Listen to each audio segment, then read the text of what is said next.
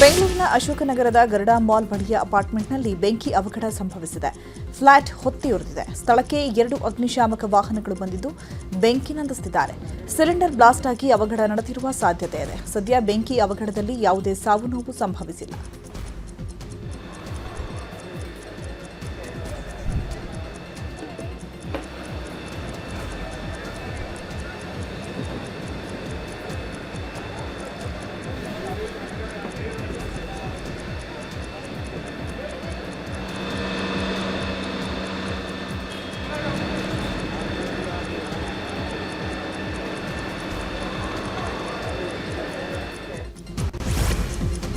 ಬೆಂಗಳೂರಿನಲ್ಲಿ ಮೊದಲ ದಿನದ ಎಸ್ಐಆರ್ ಪ್ರಕ್ರಿಯೆ ನಡೀತಾ ಇದೆ. ಮುಖ್ಯ ಚುನಾವಣಾಧಿಕಾರಿ ಅನ್ಬುಕುಮಾರ್ಗೆ ಎಸ್ಐಆರ್ ಫಾರ್ಮ್ ನೀಡುವ ಮೂಲಕ ಚಾಲನೆ ನೀಡಿದರು. ಜಕ್ಕೂರಿನ ಅನ್ಬುಕುಮಾರ್ ನಿವಾಸದಲ್ಲಿ ಬಿಎಲ್ಒಗಳಿಂದ ಎಸ್ಐಆರ್ ಅರ್ಜಿ ಪಡೆದುಕೊಳ್ಳುವ ಮೂಲಕ ಚಾಲನೆ ಕೊಟ್ಟಿದ್ದಾರೆ. ಇನ್ನು ರಾಜ್ಯ ಸರ್ಕಾರದ ಮುಖ್ಯ ಕಾರ್ಯದರ್ಶಿ ಶಾಲಿನಿ ರಜನೀಶ್ ವಸಂತನಗರದ ತಮ್ಮ ನಿವಾಸದಲ್ಲಿ ಅರ್ಜಿ ಪಡೆದುಕೊಂಡಿದ್ದಾರೆ. ಇವತ್ತಿನಿಂದ ಅಂದರೆ 30 ಜೂನ್ನಿಂದ 29 ಜುಲೈ ತನಕ ಕರ್ನಾಟಕ ರಾಜ್ಯದಲ್ಲಿರುವ ಪ್ರತಿಯೊಂದು ಮತದಾರರ ಮನೆಗೆ ನಮ್ಮ ಬಿಎಲ್ಒಗಳು ಹೋಗಿ ಎನ್ಯುಮರೇಷನ್ ಫಾರ್ಮನ್ನು ವಿತರಣೆ ಮಾಡಲಿದ್ದಾರೆ. ಆ ಪ್ರಕ್ರಿಯೆ ಇವತ್ತು ಬೆಳಗ್ಗೆಯಿಂದ ಚಾಲುವಾಗಿದೆ. ಖಂಡಿತವಾಗಿ ನಿಯಮ ಪ್ರಕಾರ ನಮ್ಮ ಅಧಿಕಾರಿಗಳು ಮನೆಗೆ ಹೋಗಿ ಕೊಡ್ತಾರೆ. ಖಂಡಿತವಾಗಿ ಒಳ್ಳೆ ರೀತಿಯಲ್ಲಿ ಈ ಕ್ರಮ ನಿಗದಿತ ಅವಧಿಯಲ್ಲಿ ಮುಗಿಸ್ತಾರೆ ನನಗೆ ನಂಬಿಕೆ ಇದೆ. ಅವ್ರ ಪ್ರತಿಯೊಂದು ಮನೆಗೂ ನಾವು ಅವರ ಎನ್ಯುಮರೇಷನ್ ಫಾರ್ಮನ್ನು ತಲುಪಿಸ್ತೀವಿ. ಈ ಎಂಟೈರ್ ಎಕ್ಸಸೈಸ್ದು ಉದ್ದೇಶ ಏನಂತ ಕೇಳಿದರೆ ಯಾವುದೇ ಒಂದು ಅರ್ಹ ಮತದಾರರ ಪಟ್ಟಿಯಿಂದ ಬಿಟ್ಟು ಹೋಗಬಾರ್ದು ಎಂಬುದೇ ರಾಜ್ಯಾದ್ಯಂತ ಮತದಾರರ ಪಟ್ಟಿಯ ವಿಶೇಷ ಸಮಗ್ರ ಪರಿಷ್ಕರಣೆ ನಡೀತಾ ಇದೆ. ಸಿಎಂ ಡಿಕೆ ಶಿವಕುಮಾರ್ ನಿವಾಸಕ್ಕೆ ಬಿಎಲ್ಒ ಅಧಿಕಾರಿಗಳು ಭೇಟಿ ನೀಡಿದರು. ಎಸ್ಐಆರ್ ಬಗ್ಗೆ ಸಿಎಂ ಡಿಕೆಶಿಗೆ ಮಾಹಿತಿ ನೀಡಿ ಅರ್ಜಿ ತುಂಬಿಸಿಕೊಟ್ರು. ಆನ್ಲೈನ್ ಮೂಲಕ ಸಿಎಂ ಡಿಕೆಶಿ ಎಸ್ಐಆರ್ ಫಾರ್ಮ್ ಭರ್ತಿ ಮಾಡಿದರು. ಅರ್ಜಿ ಭರ್ತಿ ವೇಳೆ ಬಿಎಲ್ಒಗಳ ಮಾಹಿತಿ ಪಡೆದು ಅರ್ಜಿ ಭರ್ತಿ ಮಾಡಿದರು. ಇನ್ನು ಇದೇ ವೇಳೆ ಸಿಎಂ ಡಿಕೆಶಿ ಪತ್ನಿ ಉಷಾ ಸಹ ಎಸ್ಐಆರ್ ಅರ್ಜಿ ಸಲ್ಲಿಸಿದರು. ಎಸ್ಐಆರ್ ಪ್ರಕ್ರಿಯೆಯಲ್ಲಿ ಭಾಗಿಯಾದ ಬಳಿಕ ಮಾತನಾಡಿದ ಸಿಎಂ ಡಿಕೆ ಶಿವಕುಮಾರ್, ಮತದಾರರ ತೀವ್ರ ಪರಿಷ್ಕರಣೆ ಆಗ್ತಿದೆ. ಬೆಂಗಳೂರು ದಕ್ಷಿಣ ಜಿಲ್ಲೆಯ ಅಧಿಕಾರಿಗಳು ನನ್ನಿಂದಲೇ ಆರಂಭಿಸಿದ್ದಾರೆ. ಮಾಹಿತಿ ಕೊಡುವಾಗ ಎಚ್ಚರವಿರಬೇಕು. ಆನ್ಲೈನ್ ಮೂಲಕ ಮಾಡೋದಾದರೆ ಈ ಹಿಂದೆ ಕೊಟ್ಟ ಮೊಬೈಲ್ ಸಂಖ್ಯೆಗೆ ಒಟಿಪಿ ಬರುತ್ತೆ. ಈಗ ಬೇಕಿದ್ರೂ ಹೊಸದಾಗಿ ನಂಬರ್ ಸೇರಿಸಲು ಅವಕಾಶ ಇದೆ ಅಂತ ಹೇಳಿದರು. ಇನ್ನು ಎಲ್ಲರೂ ಮತದಾನದ ಹಕ್ಕನ್ನು ಉಳಿಸಿಕೊಳ್ಳಬೇಕು ಅಂತ ಜಾಗೃತಿ ನೀಡಿದರು.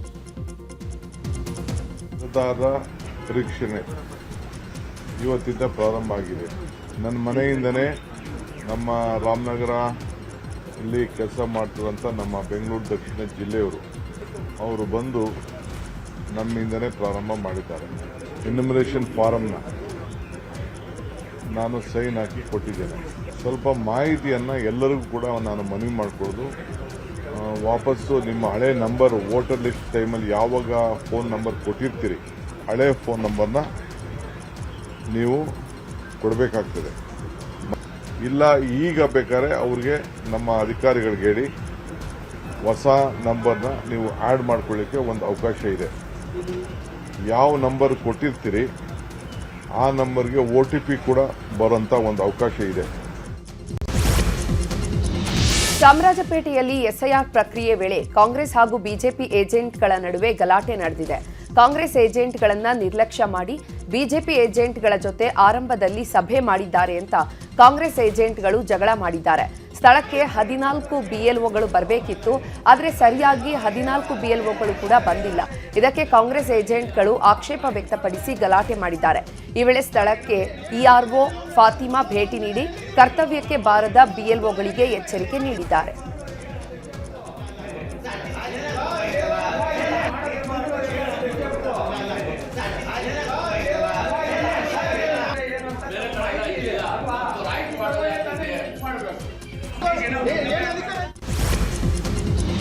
ರಾಜ್ಯದಲ್ಲಿ ಇಂದಿನಿಂದ ಎಸ್ಐಆರ್ ಪ್ರಕ್ರಿಯೆ ನಡೀತಾ ಇದೆ. ಈ ಮಧ್ಯೆ ರಾಜ್ಯ ಮುಸ್ಲಿಂ ಸಂಘಟನೆಗಳ ಒಕ್ಕೂಟ ರಾಜ್ಯ ಮುಖ್ಯ ಚುನಾವಣಾಧಿಕಾರಿ ಅನ್ಬುಕುಮಾರ್ ಅವರನ್ನು ಭೇಟಿ ಮಾಡಿದ್ದಾರೆ. ಈ ವೇಳೆ ಮುಸ್ಲಿಂ ಮತದಾರರಿಗೆ ಎನ್ಯುಮರೇಷನ್ ವಿಶೇಷ ಆದ್ಯತೆ ಕೊಡುವಂತೆ ಮನವಿ ಮಾಡಿದ್ದಾರೆ. ಮುಸ್ಲಿಮರ ಹೆಸರು ಉಚ್ಚಾರಣೆಯಲ್ಲಿ ಸಮಸ್ಯೆಯಾಗುತ್ತೆ. ಈ ವೇಳೆ ತಪ್ಪಾಗಿ ಡಿಜಿಟಲ್ ಎನ್ರೋಲ್ ಆದರೆ ಪಟ್ಟಿಯಿಂದ ಹೆಸರು ತಪ್ಪಿ ಹೋಗಲಿದೆ. ಈ ರೀತಿ ಆಗದಂತೆ ನೋಡಿಕೊಳ್ಳಿ ಅಂತ ಮನವಿ ಮಾಡಿದ್ದಾರೆ. ರಾಜ್ಯದಲ್ಲಿ ಎಸ್ಐಆರ್ ಪ್ರಕ್ರಿಯೆ ಬಗ್ಗೆ ಬಿಜೆಪಿ ನಾಯಕರು ಮಾತನಾಡಿದ್ದಾರೆ. ವಿಪಕ್ಷ ನಾಯಕ ಅಶೋಕ್ ಮಾತನಾಡಿದ್ದು, 30 ಜನ ಅಧಿಕಾರಿಗಳು ಬರಬೇಕಾದ ಕಡೆ 10ರಿಂದ 15 ಜನ ಮಾತ್ರ ಬರ್ತಿದ್ದಾರೆ. ರಾಜ್ಯ ಸರ್ಕಾರ ಎಸ್ಐಆರ್ ಮಾಡೋದನ್ನ ತಡೆಯುತ್ತಿದೆ. ಬಾಂಗ್ಲಾದೇಶದ ಮತದಾರರ ಕೈ ಬಿಡಲು ಇವರಿಗೆ ಇಷ್ಟ ಇಲ್ಲ. BLO ಆದವರು ಸರ್ಕಾರಿ ಅಧಿಕಾರಿ ಇರಬೇಕು, ಆದರೆ ಕಾಂಗ್ರೆಸ್ ಅಧಿಕಾರಿಗಳಿದ್ದಾರೆ ಅಂತ ವಾಗ್ದಾಳಿ ಮಾಡಿದ್ದಾರೆ. ಇನ್ನು ಇದೇ ವಿಚಾರವಾಗಿ ಬಿಜೆಪಿ ನಾಯಕ CT ರವಿ, ಶಾಸಕ ಅಶ್ವಥ್ ನಾರಾಯಣ್ ಪ್ರತಿಕ್ರಿಯೆ ನೀಡಿದ್ದಾರೆ. ಏನು ಕೇಂದ್ರ ಸರ್ಕಾರ 20 ವರ್ಷಕ್ಕೊಂದ್ಸರಿ ಮಾಡುವಂಥ SIR, ನನಗನ್ಸುತ್ತೆ ರಾಜ್ಯ ಸರ್ಕಾರ ಎಲ್ಲೋ ಒಂದು ಕಡೆ ಈ SIRಗೆ ಸರಿಯಾದಂಥ ಅಧಿಕಾರಿಗಳನ್ನೇ ಆಗ್ತಾ ಇಲ್ಲ. ಪ್ರತಿ ವಿಧಾನಸಭಾದಲ್ಲೂ ಅಲ್ಲಿ 25-30 ಜನ BLOಗಳು ಬರಬೇಕಾಗಿದ್ರೆ 10 ಜನ 11 ಜನ ಅಧಿಕಾರಿಗಳು ಬಂದಿದ್ದಾರೆ ಎಲ್ಲ ಕಡೆ, ಇಡೀ ಬೆಂಗಳೂರು. ಅಂದರೆ ರಾಜ್ಯ ಸರ್ಕಾರ ಎಲ್ಲೋ ಒಂದು ಕಡೆ ಈ SIRಗೆ ಅಡೆತಡೆ ಮಾಡುವಂಥದ್ದಕ್ಕೆ ಪ್ರಾರಂಭದಲ್ಲೇ ಖ್ಯಾತೆಯನ್ನು ಶುರು ಮಾಡಿದ್ದಾರೆ. ಇವ್ರಿಗೆ ಸತ್ತಿರೋರ ಹೆಸರು ತೆಗೆಯೋದಿಷ್ಟ ಇಲ್ಲ, ಬಾಂಗ್ಲಾದೇಶದವ್ರ ಹೆಸರುಗಳನ್ನು ತೆಗಿಯೋಕ್ಕೆ ಇಷ್ಟ ಇಲ್ಲ ಇವ್ರಿಗೆ. SIR ಯಾವಾಗಿಂದ ಪ್ರಾರಂಭ ಆಯಿತು? 1952ರಿಂದ ಪ್ರಾರಂಭ ಆಗಿದೆ. SIR ಉದ್ದೇಶ ಏನು? ಅನಧಿಕೃತ ಮತಗಳು ಇರಬಾರ್ದು, ಅಧಿಕೃತ ಮತಗಳು ಕೈ ಬಿಟ್ಟು ಹೋಗಬಾರ್ದು. ಅಂದರೆ ಕಾಂಗ್ರೆಸ್ ಗಲಾಟೆ ಮಾಡ್ತಿರೋ ಉದ್ದೇಶ ಏನು? ನಿಮಗೆ ನಕಲಿ ಮತಗಳು ಬೇಕಾ? ಅವನು ಯಾವನೋ ಫಿಲ್ಮ್ ಆ್ಯಕ್ಟ್ರು 4 ರಾಜ್ಯಗಳಲ್ಲಿ ವೋಟರ್ ಲಿಸ್ಟಲ್ಲಿ ಹೆಸರಿಟ್ಕೊಂಡಿದ್ನಲ್ಲ, ಅಂಥವ್ರು ಬೇಕಾ ನಿಮಗೆ? ಅವರೆಲ್ಲ ನಿಮ್ಮ ಬ್ರ್ಯಾಂಡ್ ಅಂಬಾಸಿಡರ್ಗಳಲ್ಲ. ಅಂಥದ್ದೆಲ್ಲ ನಕಲಿ ಮತಗಳಿರಬೇಕಾ? ಬಾಂಗ್ಲಾದೇಶದವರಿಗೆಲ್ಲ ಆಧಾರ್ ಕಾರ್ಡ್ ಮಾಡಿಕೊಟ್ಟು ವೋಟರ್ ಲಿಸ್ಟಿಗೆ ಸೇರಿಸಿದಿರಲ್ಲ, ಅವೆಲ್ಲ ಉಳ್ಕೋಬೇಕಾ? ಒಬ್ಬೊಬ್ಬ ಮತದಾರನ ಹೆಸರು 2, 3, 4 ಕಡೆ ಇರಬೇಕಾ? ಸತ್ತವ್ರ ಹೆಸರೆಲ್ಲರೂ ಮತದಾರ ಪಟ್ಟಿಯಲ್ಲಿ 20 ವರ್ಷದಿಂದ ಸತ್ತಿದ್ರು ವೋಟರ್ ಲಿಸ್ಟಲ್ಲೇ ಇರಬೇಕು. ಎಲೆಕ್ಷನ್ ಬಂದಾಗ ಅವ್ರು ಎದ್ದು ಬಂದು ವೋಟ್ ಹಾಕಬೇಕು. BLOಗಳ ನೇಮಕ ಕಾನೂನಿನ ಪ್ರಕಾರ, ಎಲೆಕ್ಷನ್ ಕಮಿಷನ್ನ ಪ್ರಕಾರ ಅವರೆಲ್ಲ ಸರ್ಕಾರಿ ನೌಕರರೇ ಆಗಿರಬೇಕು. ಸರ್ಕಾರಿ ನೌಕರನ್ನೇ BLOಗಳಾಗಿ ನೇಮಕ ಮಾಡೋಂಥದ್ದಾಗಬೇಕು. ಆದರೆ ಇಲ್ಲಿ ಏನೊಂದು ಎಲೆಕ್ಷನ್ ರಿಟರ್ನಿಂಗ್ ಆಫೀಸರ್ಗಳು ಯಾವುದ್ಯಾವುದೋ ಸಾಮಾಜಿಕ ಸಂಘಟನೆಯವ್ರನ್ನೆಲ್ಲ ಕರ್ಕೊಂಬಂದು BLOಗಳು ಮಾಡಿದ್ದಾರೆ. ಇದನ್ನು ತಕ್ಷಣ ಹಿಂದೆ ಪಡೆದು ಬರೀ ಸರ್ಕಾರಿ ನೌಕರರುಗಳನ್ನೇ ನೇಮಕ ಮಾಡೋಂಥದ್ದಾಗಬೇಕು. ಇಲ್ಲಿ ಗೊಂದಲ ನಿರ್ಮಾಣ ಮಾಡೋಂಥದ್ದು, ಹಸ್ತಕ್ಷೇಪ ಮಾಡೋಂಥದ್ದು ಇವೆಲ್ಲ ಇರಬಾರ್ದು. ಮಾಜಿ ಸಿಎಂ ಸಿದ್ದರಾಮಯ್ಯ ಅವರನ್ನ ಡಿಸಿಎಂ ಪರಮೇಶ್ವರ್ ಭೇಟಿ ಮಾಡಿದ್ದಾರೆ. ಡಿಸಿಎಂ ಪರಮೇಶ್ವರ್ ಜೊತೆ ಹಲವು ಶಾಸಕರು ಸಿದ್ದರಾಮಯ್ಯ ಅವರನ್ನ ಭೇಟಿ ಮಾಡಿದ್ದಾರೆ. ಮಾಜಿ ಸಚಿವರಾದ ಚೆಲುವರಾಯಸ್ವಾಮಿ, ಮಧು ಬಂಗಾರಪ್ಪ, ಸಂತೋಷ್ ಲಾಡ್, ಶಾಸಕರಾದ ಶಿವಲಿಂಗೇಗೌಡ, ಪ್ರದೀಪ್ ಈಶ್ವರ್, ಯಾಸಿರ್ ಖಾನ್ ಪಠಾಣ್, ಶ್ರೀನಿವಾಸ್ ಮಾನೆ, ಪಾವಗಡ ವೆಂಕಟೇಶ್ ಸೇರಿದಂತೆ ಹಲವರು ಸಿದ್ದರಾಮಯ್ಯ ಅವರನ್ನ ಭೇಟಿ ಮಾಡಿ ಚರ್ಚೆ ನಡೆಸಿದ್ದಾರೆ. ಶಾಸಕ ಪ್ರದೀಪ್ ಈಶ್ವರ್ ಮೇಲೆ ಜೆಡಿಎಸ್ ಕಾರ್ಯಕರ್ತರು ಚಪ್ಪಲಿ ಎಸೆದಿದ್ರು. ಈ ಪ್ರಕರಣಕ್ಕೆ ಸಂಬಂಧಪಟ್ಟಂತೆ ಆರೋಪಿಗಳನ್ನು ಬಂಧಿಸಲಾಗಿದೆ. ಈ ಮಧ್ಯೆ ಸಿಎಂ ಡಿಕೆ ಶಿವಕುಮಾರ್ ಪ್ರದೀಪ್ ಈಶ್ವರ್ಗೆ ಕರೆ ಮಾಡಿ ಚರ್ಚೆ ನಡೆಸಿದ್ದಾರೆ. ಧೈರ್ಯವಾಗಿರುವಂತೆ ಮತ್ತು ನಿನ್ನ ಜೊತೆಗೆ ನಾನಿದ್ದೇನೆ ಅಂತ ಧೈರ್ಯ ಹೇಳಿದ್ದಾರೆ. ಇನ್ನು ಇದೇ ವೇಳೆ ಶಾಸಕ ಪ್ರದೀಪ್ ಈಶ್ವರ್ ಮಾಜಿ ಸಿಎಂ ಸಿದ್ದರಾಮಯ್ಯರನ್ನ ಭೇಟಿ ಮಾಡಿದ್ದಾರೆ. ಕೆಂಪೇಗೌಡ ಜಯಂತಿಯ ವೇಳೆ ನಡೆದ ಘಟನೆ ಬಗ್ಗೆ ಮಾಜಿ ಸಿಎಂಗೆ ಮಾಹಿತಿ ನೀಡಿದ್ದಾರೆ. ಜೆಡಿಎಸ್ ಬಿಜೆಪಿ ಕಾರ್ಯಕರ್ತರು ಚಪ್ಪಲಿ ಎಸೆದಿದ್ದಾರೆ, ತಮ್ಮ ಮತ್ತು ತಮ್ಮ ಕುಟುಂಬದವರನ್ನ ನಿಂದಿಸಿದ್ದಾರೆ ಅಂತ ಸಿದ್ದರಾಮಯ್ಯಗೆ ವಿವರಣೆಯನ್ನ ನೀಡಿದ್ದಾರೆ. ಈ ವೇಳೆ ಪ್ರದೀಪ್ ಈಶ್ವರ್ಗೆ ಸಿದ್ದರಾಮಯ್ಯ ಧೈರ್ಯ ತುಂಬಿದ್ದಾರೆ. ಜೊತೆಗೆ ಗೃಹ ಸಚಿವ ಪ್ರಿಯಾಂಕ್ ಖರ್ಗೆಗೆ ಕರೆ ಮಾಡಿ ಘಟನೆ ಬಗ್ಗೆ ಸೂಕ್ತ ತನಿಖೆ ನಡೆಸುವಂತೆ ಸೂಚನೆ ನೀಡಿದ್ದಾರೆ. ಎಚ್ಡಿಕೆ ವಿರುದ್ಧ ಶಾಸಕ ಪ್ರದೀಪ್ ಈಶ್ವರ್ ವಾಗ್ದಾಳಿ ಪ್ರಹಸನ ಈಗ ತಾರಕಕ್ಕೇರಿದೆ. ಶಾಸಕ ಪ್ರದೀಪ್ ಈಶ್ವರ್ ವಿರುದ್ಧ ಜೆಡಿಎಸ್ ಈಗ ಪ್ರತಿಭಟನೆ ಮಾಡ್ತಾ ಇದೆ. ಬೆಂಗಳೂರು ಗ್ರಾಮಾಂತರ ಜಿಲ್ಲೆಯ ದೇವನಹಳ್ಳಿ ತಾಲೂಕಿನ ಬೀರಸಂದ್ರದಲ್ಲಿ ಜೆಡಿಎಸ್ ಪ್ರತಿಭಟನೆ ನಡೆಸಿದೆ. ಹುಚ್ಚ ಪ್ರದೀಪ್ ಈಶ್ವರ್ಗೆ ಧಿಕ್ಕಾರಗಳನ್ನು ಕೂಗಿ ಜೆಡಿಎಸ್ ಕಾರ್ಯಕರ್ತರು ಆಕ್ರೋಶವನ್ನು ವ್ಯಕ್ತಪಡಿಸಿದರು. ಕೂಡಲೇ ತಮ್ಮ ಹೇಳಿಕೆಯನ್ನ ಹಿಂಪಡೆಯಬೇಕು ಅಂತ ಪ್ರತಿಭಟನಾಕಾರರು ಆಗ್ರಹಿಸಿದರು.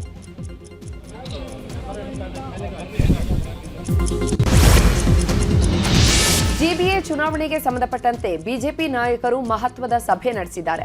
ಸಭೆಯಲ್ಲಿ ಬೆಂಗಳೂರಿನ ಬಿಜೆಪಿ ಶಾಸಕರು ಹಾಗೂ ಸಂಸದರು ಭಾಗಿಯಾಗಿದ್ದಾರೆ.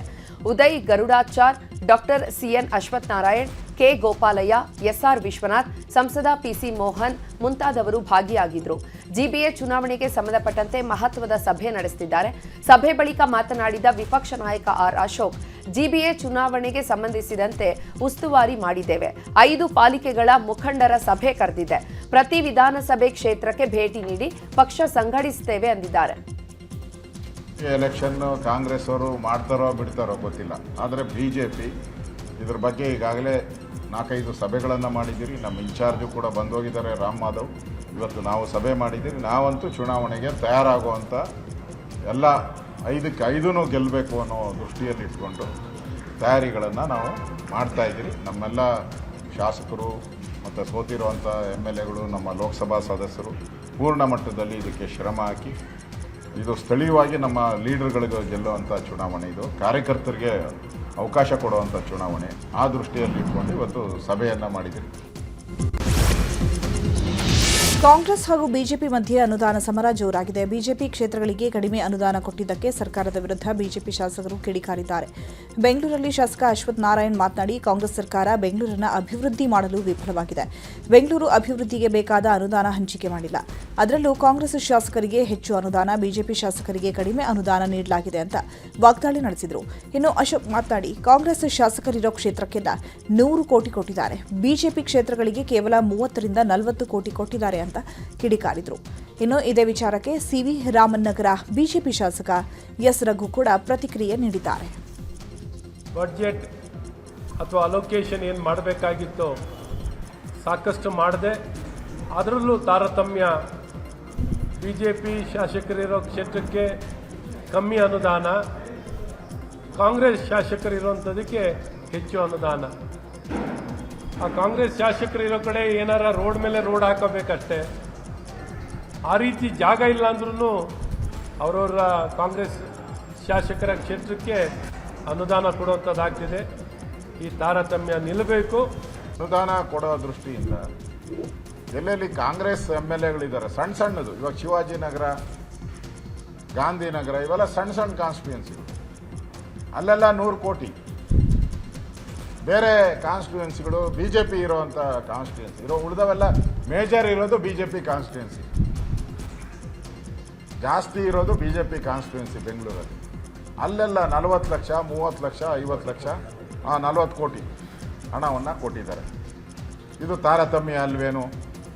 DK ಶಿವಕುಮಾರ್, ನೀವು ಬೆಂಗಳೂರು ಅಭಿವೃದ್ಧಿ ಮಾಡ್ತೀನಿ ಅಂದರೆ ಏನು ಅಭಿವೃದ್ಧಿ ಮಾಡ್ತಾ ಇದ್ದೀರಾ?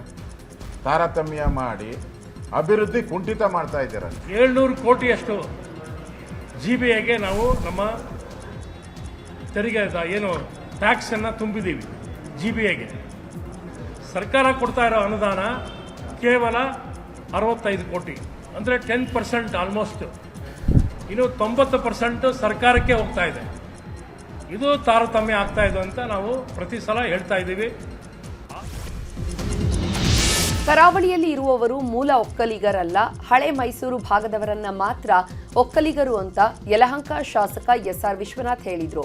ಶಾಸಕ SR ವಿಶ್ವನಾಥ್ ವಿರುದ್ಧ ಪುತ್ತೂರು ಒಕ್ಕಲಿಗ ಸಂಘ ವಿರೋಧ ವ್ಯಕ್ತಪಡಿಸಿ ಕಿಡಿಕಾರಿದೆ. ಶಾಸಕರ ಹೇಳಿಕೆಯನ್ನ ಕೂಡಲೇ ಹಿಂಪಡೆಯಬೇಕು ಅಂತ ಸಂಘದ ಅಧ್ಯಕ್ಷ ಸುಂದರಗೌಡ ನಡುಬೈಲು ಆಗ್ರಹಿಸಿದ್ದಾರೆ. ಜವಾಬ್ದಾರಿಯುತ ಶಾಸಕರಾಗಿ ಶಾಸಕ ಸ್ಥಾನದಲ್ಲಿರುವವರು ಇಂಥ ಬಾಲಿಶತನದ ಹೇಳಿಕೆಯನ್ನು ನೀಡುವುದು ಅವರ ಅಜ್ಞಾನ ಮತ್ತು ಅಪ್ರಬುದ್ಧತೆಯನ್ನು ಸೂಚಿಸುತ್ತದೆ. ಕರ್ನಾಟಕ ಒಕ್ಕಲಿಗ ಸಮುದಾಯವನ್ನು ಒಡೆಯುವ ಅಂಥ ಹೇಳಿಕೆ ಇದಾಗಿದೆ. ಈ ಹೇಳಿಕೆಯನ್ನು ನಾವು ಇಂಥ ಹೇಳಿಕೆ ಪುತ್ತೂರು ಒಕ್ಕಲಿಗಗೌಡ ಸೇವಾ ಸಂಘ ಖಂಡಿಸುತ್ತದೆ ಮತ್ತು ತಕ್ಷಣ ಈ ಹೇಳಿಕೆಯನ್ನು ಹಿಂಪಡೆದು ಸಾರ್ವಜನಿಕವಾಗಿ ಕ್ಷಮೆ ಯಾಚಿಸುವಂತೆ ನಾವು ಅವರಲ್ಲಿ ಆಗ್ರಹಿಸುತ್ತೇವೆ. ಇನ್ನು ವಿರೋಧ ಹೆಚ್ಚಾಗ್ತಾ ಇದ್ದಂತೆ ಯಲಹಂಕ ಶಾಸಕ SR ವಿಶ್ವನಾಥ್ ಕ್ಷಮೆ ಕೇಳಿದ್ದಾರೆ.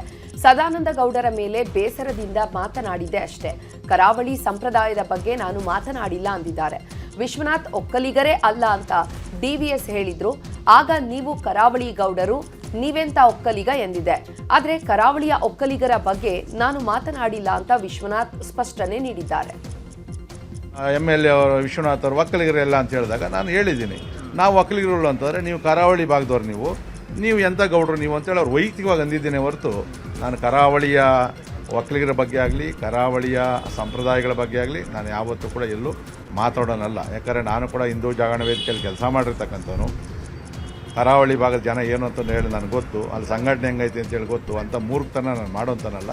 ನಾನು ಹೇಳೋ ಬರದಲ್ಲಿ ಏನಾದರೂ ವ್ಯತ್ಯಾಸ ಆಗಿದ್ದರೆ ಅದಕ್ಕೆ ನಾನು ಕರಾವಳಿ ಭಾಗದ ಜನಗಳ ಕ್ಷಮೆಯನ್ನು ಕೇಳ್ತೀನಿ, ವಿಷಾದವನ್ನು ವ್ಯಕ್ತಪಡ್ತೀನಿ.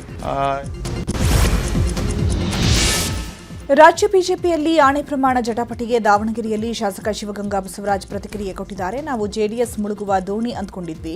ಅಡ್ಡ ಮತದಾನ ಆಣೆ ಪ್ರಮಾಣ ನೋಡಿದ್ರೆ ಅವರ ಜೊತೆ ಇವರೂ ಮುಳುಗ್ತಿದ್ದಾರೆ ಅನ್ಸುತ್ತೆ ಅಂತ ಶಿವಗಂಗಾ ಬಸವರಾಜ್ ಟಾಂಗ್ ಕೊಟ್ಟಿದ್ದಾರೆ.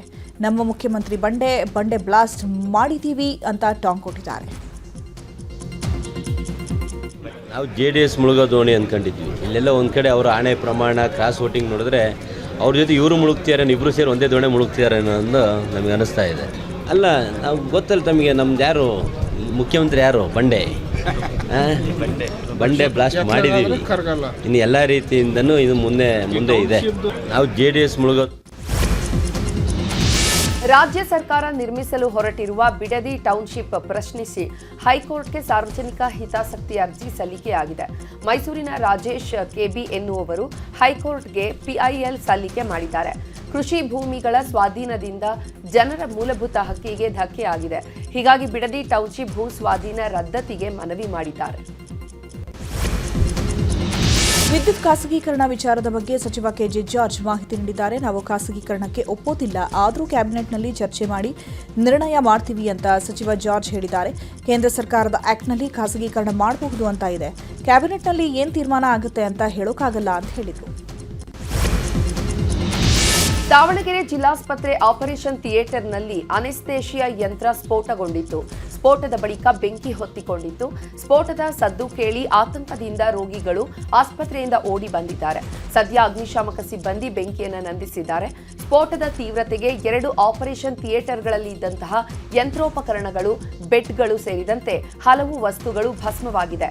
ಅದೃಷ್ಟವಶಾತ್ ಯಾವುದೇ ಪ್ರಾಣಾಪಾಯ ಸಂಭವಿಸಿಲ್ಲ.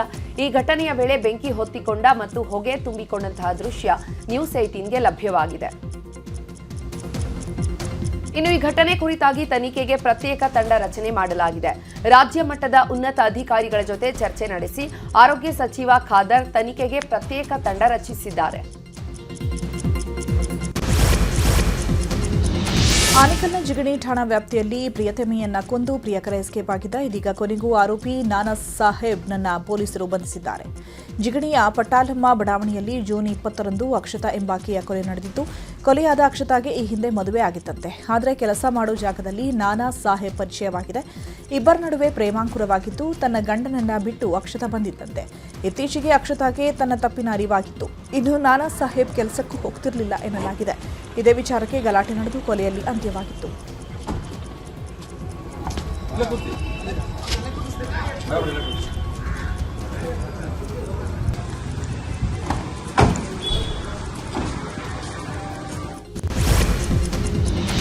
ಹಳೆ ದ್ವೇಷ, ವೈಷಮ್ಯದ ಹಿನ್ನೆಲೆ ಮಹಿಳೆ ಮೇಲೆ ಮಾರಣಾಂತಿಕವಾಗಿ ಹಲ್ಲೆ ಮಾಡಲಾಗಿದೆ. ಚಿತ್ರದುರ್ಗ ಜಿಲ್ಲೆ ಕುರುಬರಹಳ್ಳಿ ಗ್ರಾಮದಲ್ಲಿ ಈ ಘಟನೆ ನಡೆದಿದೆ. ಲತಾ ಎನ್ನುವವರ ಮೇಲೆ ಸ್ವಾಮಿ ಎನ್ನುವವರು ಮಾರಣಾಂತಿಕ ಹಲ್ಲೆ ಮಾಡಿದ್ದಾರೆ. ಈ ಘಟನೆಯಲ್ಲಿ ಲತಾ ತಲೆಗೆ ಗಂಭೀರ ಗಾಯವಾಗಿದೆ. ಸದ್ಯ ಲತಾರನ್ನ ಸ್ಥಳೀಯ ಆಸ್ಪತ್ರೆಗೆ ದಾಖಲು ಮಾಡಲಾಗಿದೆ. ಆರೋಪಿ ಬಂಧನಕ್ಕೆ ಗಾಯಾಳು ಮಹಿಳೆ ಒತ್ತಾಯಿಸಿದ್ದಾರೆ.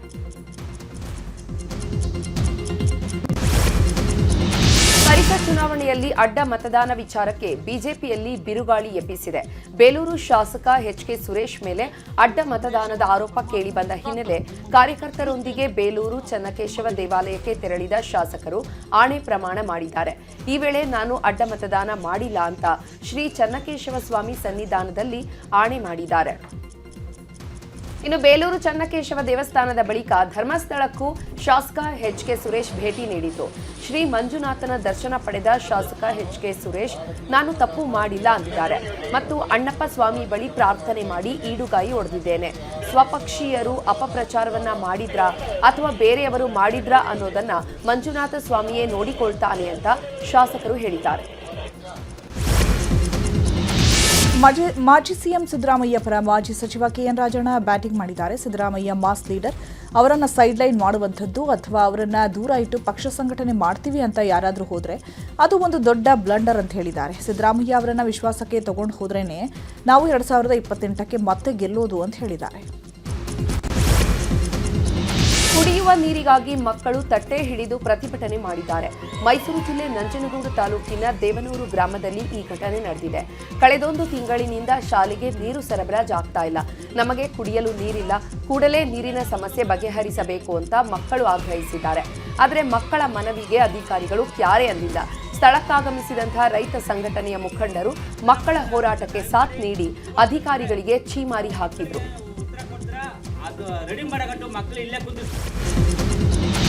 ಚಿಕ್ಕಮಗಳೂರಿನ ಕಳಸಾದಲ್ಲಿ ಬಿರುಗಾಳಿ ಮಳೆ ಆರ್ಭಟ ಜೋರಾಗಿದೆ. ರಸ್ತೆಗೆ ಅಡ್ಡಲಾಗಿ ಬೃಹತ್ ಮರ ಬಿದ್ದು ಸಂಚಾರ ಅಸ್ತವ್ಯಸ್ತವಾಗಿದೆ.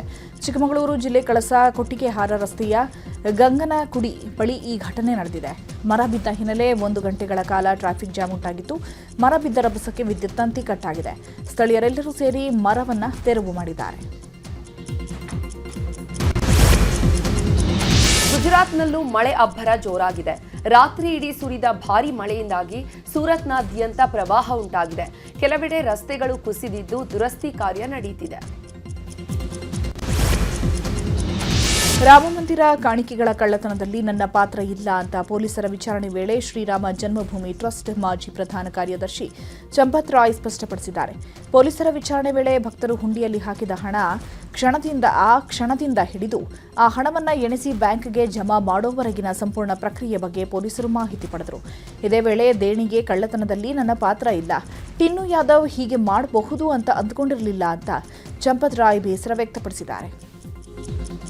ದೇಣಿಗೆ ಕಳ್ಳತನದ ವಿಚಾರ ಸದ್ದು ಮಾಡ್ತಾ ಇರುವ ಹೊತ್ತಲ್ಲೇ ರಾಮಮಂದಿರಕ್ಕೆ ಹೊರಟಿದ್ದ ಉತ್ತರ ಪ್ರದೇಶದ ಕಾಂಗ್ರೆಸ್ ಅಧ್ಯಕ್ಷ ಅಜಯ್ ರನ್ನ ಪೊಲೀಸರು ಗೃಹ ಬಂಧನದಲ್ಲಿರಿಸಿದ್ದಾರೆ.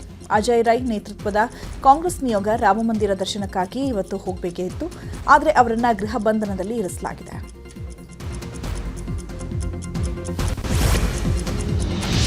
ರಾಮಮಂದಿರ ದೇಣಿಗೆ ಅಕ್ರಮ ವಿಚಾರಕ್ಕೆ ಬಿಜೆಪಿ ಪರಿಷತ್ ಸದಸ್ಯ ಸಿಟಿ ರವಿ ಪ್ರತಿಕ್ರಿಯೆ ನೀಡಿದ್ದಾರೆ.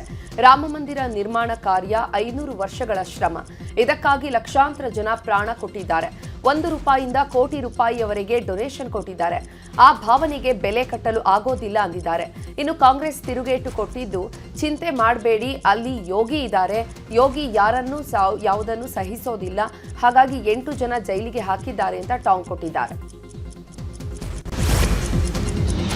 ಡೀಸೆಲ್ ಫಿಲ್ ಮಾಡಿಕೊಂಡು ಹಣ ನೀಡದೆ ಕಾರು ಸಮೇತ ಚಾಲಕ ಎಸ್ಕೇಪ್ ಆಗಿದ್ದಾನೆ. ಉಡುಪಿಯ ಶಂಕರಪುರ ಸುಭಾಷ್ ನಗರದ ಇಂಡಿಯನ್ ಆಯಿಲ್ ಫಿಲ್ಲಿಂಗ್ ಸ್ಟೇಷನ್ನಲ್ಲಿ ಘಟನೆ ನಡೆದಿದೆ. ಬಿಳಿ ಬಣ್ಣದ ಫೋರ್ಡ್ ಇಕೋ ಸ್ಪೋರ್ಟ್ಸ್ ಕಾರಿನಲ್ಲಿ ಬಂದ ಖದೀಮರು ಫುಲ್ ಟ್ಯಾಂಕ್ ಡೀಸೆಲ್ ತುಂಬಿಸಿಕೊಂಡಿದ್ದಾರೆ. ಆ ಬಳಿಕ ಬಿಲ್ ನೀಡುವಂತೆ ಕೇಳಿದ್ದು, ಬಿಲ್ ಮಾಡ್ತಿದ್ದಂತೆ ಹಣ ಪಾವತಿ ಮಾಡದೆ ಕಾರು ಚಾಲಕರು ಎಸ್ಕೇಪ್ ಆಗಿದ್ದಾರೆ. ಘಟನೆ ಸಂಬಂಧ ಶೀರ್ವಾ ಠಾಣೆಯಲ್ಲಿ ದೂರು ದಾಖಲಾಗಿದೆ.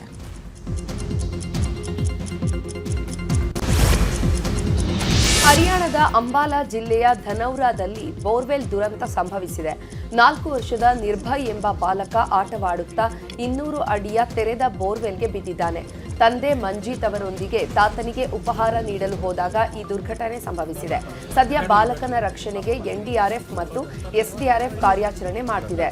ಬಾಲಕರನ್ನ ಪತ್ತೆ ಹಚ್ಚಲು ಸಿಸಿಟಿವಿ ಕ್ಯಾಮೆರಾ ಬಿಡಲಾಗಿದೆ.